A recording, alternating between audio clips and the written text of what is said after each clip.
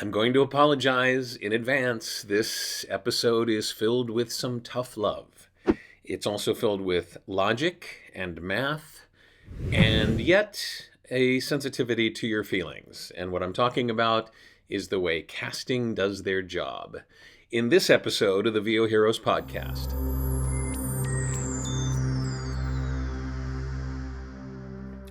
Listen, what I'm about to talk about applies not just to on-camera actors and voice talent, audiobook narrators.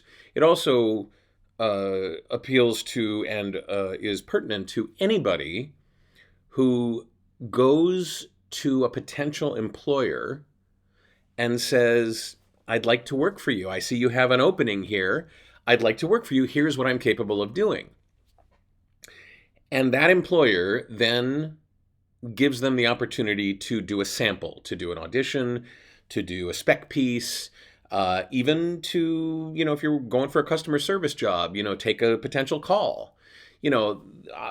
Some, interviews for jobs include a test, a quick test of your ability to do things. They used to do typing tests when you would go in for a secretarial job. So this is nothing new, but I want you to understand something. That Deadline article should not be viewed as something horrifying, and it has been. If you don't know, a casting director in Atlanta spoke the quiet part out loud and said, yeah, sometimes we know after like 4 seconds that the person that we're watching on the screen isn't right for the part. And, the poor sensitivities of some very, very emotional actors were very much attacked. And I sat there and I thought, I don't understand why. It's pretty obvious. And it's partially our fault, if you want to look at it that way. Let me tell you what's going on here. So it used to be, back in the day, like when I was interning for UDK, which is a casting entity here in Los Angeles, way back when I was learning about how the business worked. This was in the days of everybody coming in, no self-tapes. This was the mid-2000s. They would gather anywhere between 20 to 100, 150 submissions and recordings, and I would watch the principal casting directors, the associate casting directors, the assistants, watching videos, and I would watch them make gross decisions, and by gross I don't mean disgusting, I mean large, not very fine decisions on an actor very quickly. They'd start the thing and they go, yeah, not right, for any number of reasons. So what this casting director in Atlanta said is nothing new.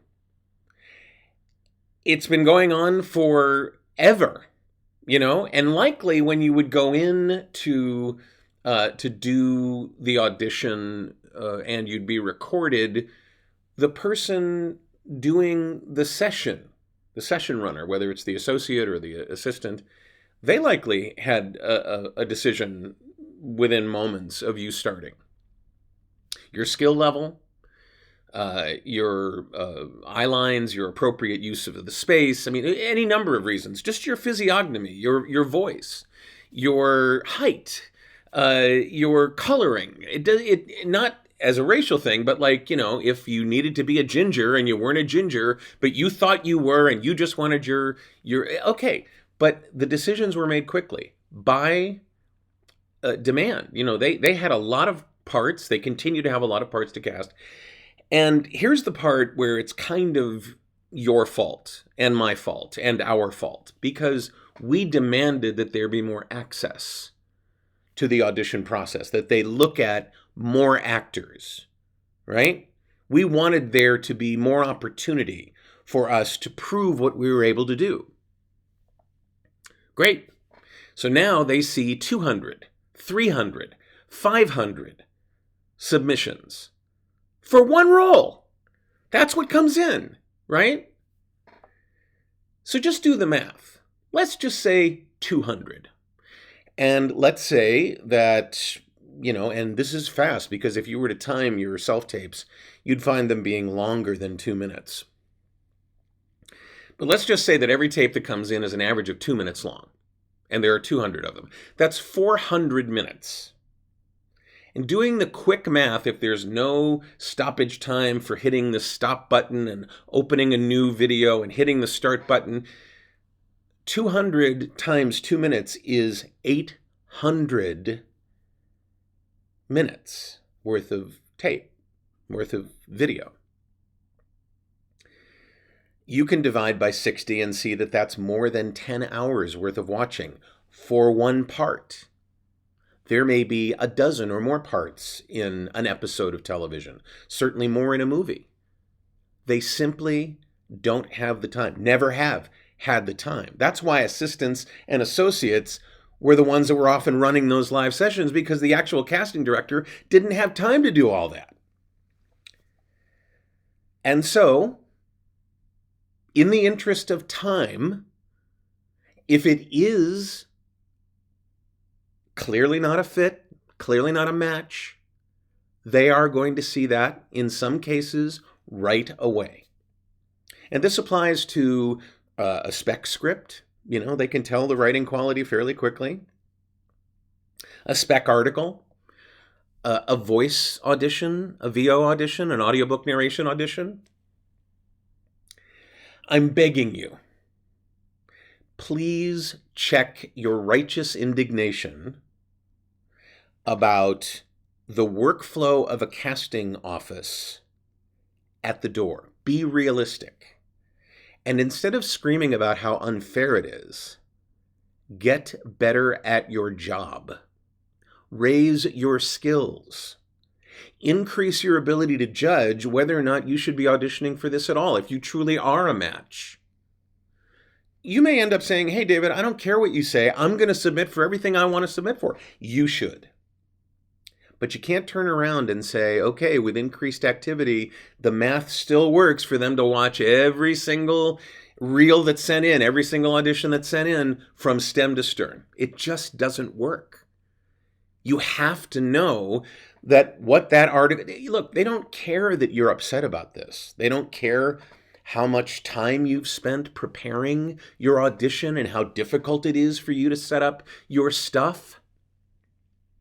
How nervous you are when you do an audition, and how much thought and heart and talent and time spent learning the acting skills that you have. They don't care. What they care about is finding somebody to play the neurosurgeon, finding somebody to play the creepy evil villain, finding somebody to play the caring mom. That's their job. Their job is not to make sure that your feelings haven't been hurt because you don't fit the part.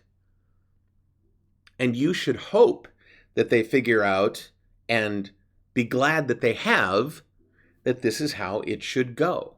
That they maximize the number of things that they see and give potential moments to, but that they look for the best. They look for the right one.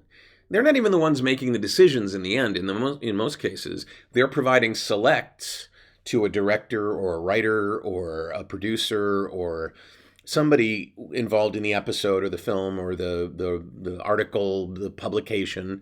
They're providing it to that editor to make the decision.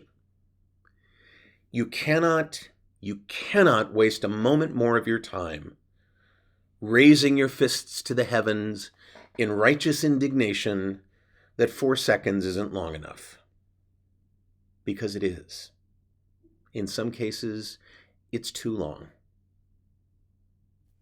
I'm just telling you, having sat on that side of the table, the math doesn't work out for your feelings not to be hurt. And I insist that you continue to prepare and to pour your heart and soul into your efforts to get work. But don't waste a moment of time on the notion that they don't care enough about what they do for a living, because they do. I'm going to leave it at that. I'm sure you have some feels, and I'd love for you to leave them in the comments below on voheroes.com, where this episode lives. Go there. engage in the conversation. If you feel like you need to tell me off, you feel free and tell me off. But in this case, I urge you to consider my point of view as it is the industry's point of view, and there's nothing you can do to change it. Nothing. No union, no screaming, no crying, no logic. It just doesn't work. And if you don't like it, I'd urge you to change your approach. Please. Please. I'm looking for your best success. I really am. And it hurts when I see actors posting things on social media and talking to each other and in person, like over lunch, whatever, about how unfair this business is. You're absolutely right. It is totally unfair, as are all creative endeavors and businesses. They just are. Please let me know what you think. Give me a comment. Tell me how you feel about this. Vent, feel free, on voheroes.com. Hit the like button if you like what you're hearing. Subscribe to the channel. I'll continue to give you tough love, I promise. You can even click a notification bell, and you can be told when the next episode that you can scream at and raise your fists at comes out. I'd be great. I'd be so happy. And send this to an actor that you may have had this kind of conversation with, or a voice talent, or a writer, or somebody who has to say, would you consider me for this role? Pass it on. They may thank you. I'm David H. Lawrence, the 17th. I thank you so much for watching and for listening, and I will see you in the next episode of the VO Heroes podcast.